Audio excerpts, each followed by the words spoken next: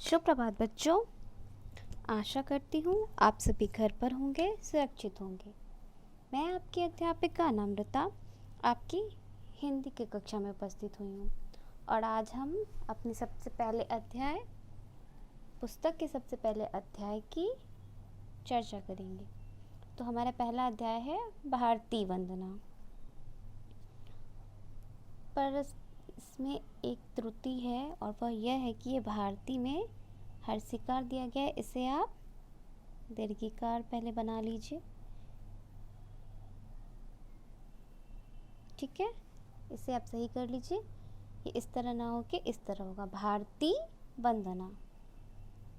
यह कविता का शीर्षक है, यानी कि हम अपनी जन्मभूमि भारत माता की वंदना करेंगे इस अध्याय के माध्यम से। तो चलिए शुरू करते हैं। भारती जय विजय करे, कनक शस्य कमल धरे। इसका अर्थ क्या हुआ? इसका अर्थ हुआ कि भारत माता की सदा ही जय हो और यह हमेशा ही विजय करे, यानी कि जीत हासिल करे। कनक शस्य कमल धरे। कनक शस्य यानी कनक यानी सोने, सोना। तो सोने के समान जिसके अनाज यानी कि गेहूँ वो सोने के समान चमकता है, जो अपने हाथों में लिए हुए है। हाथों में लिए हुए का अर्थ क्या हुआ कि जिसके पास हमेशा अनाजों का भंडार भरा रहता है। तो हमारी भारत माता के पास हमेशा अनाजों का भंडार रहता है। तो इसका अर्थ ये हुआ कि कनक शस्य कमल धरे, यानी कि जिसके हाथों में सोने के समान के अनाज हैं, यानी कि गेहूँ।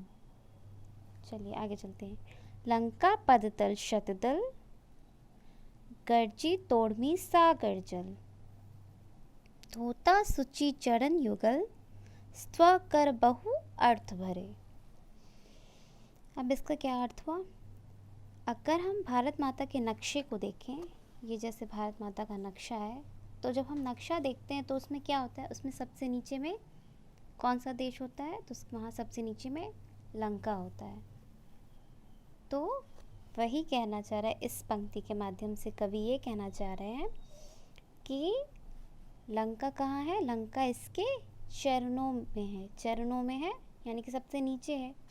तो जब माता खड़ी हैं, यहाँ भारत माता को दिखाया गया है, जब माता खड़ी है तो वो क्या है? उनके चरणों में। जब हम नक्शे को देखेंगे तो यहाँ पे लंका होता है। तो वही है कि जिसके चरणों में लंका है और माँ कमल के पुष्प पे खड़ी है। लंका पदतल शततल, यानी कि वो कमल के पुष्प पे खड़ी है। गर्जी तोड़मी सागर जल, धोता सुचि चरण युगल। क्या होता है कि सागर जो है वो सागर की गरजती हुई लहरें क्या करती है? इसके चरणों को धो रही हैं। स्व कर बहु अर्थ भरे। धोता सुचि चरण युगल, स्व कर बहु अर्थ भरे। और इसके हाथ जोड़ के इसकी वंदना भी कर रही हैं इसकी लहरें। तरु तृण वन लता वसन, अंचल में खचित सुमन। गंगा ज्योतिर्जल कन, धवल धार हार गले। तरु तृण वन लता वसन, इसका क्या अर्थ है? इसका अर्थ है पेड़ पौधे घास तिनके, अंचल में खचित सुमन, यानी कि आंचल में फूलों का कढ़ाई, यानी कि आंचल में पुष्प भरे हुए हैं। इससे क्या तात्पर्य? इससे तात्पर्य है कि इसके चारों ओर हरियाली ही हरियाली है।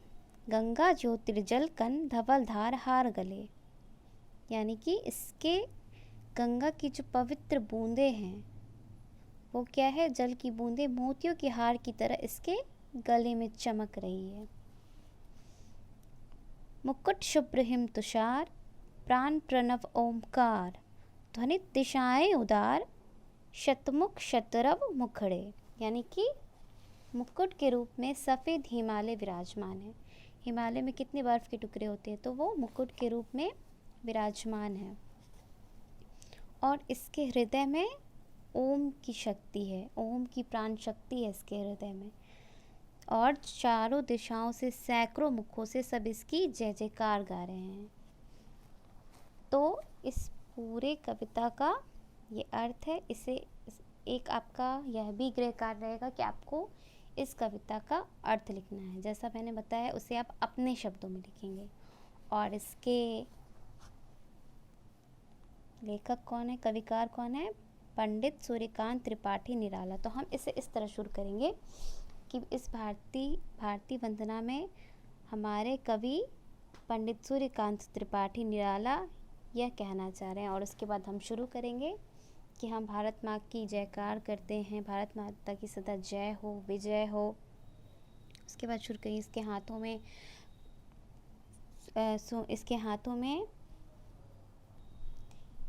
हाथों में या इसके आंचल में सदा अन्न के भंडार भरे रहते हैं। इसके चरणों में लंका है, सागर इसके पांव पकड़ते। इस तरह हम अपनी भाषा में इसका अर्थ लिखेंगे और हम इसके शब्दार्थों को भी याद करेंगे, ठीक है। और फिर इसका मैं अभ्यास कार्य आपको भेज रही हूँ, उसे बनाइएगा और अपनी भाषा में लिखने का प्रयास कीजिएगा। घर पर रहिए, सुरक्षित रहिए और अपनी पढ़ाई नियमित रूप से करते रहिए। धन्यवाद।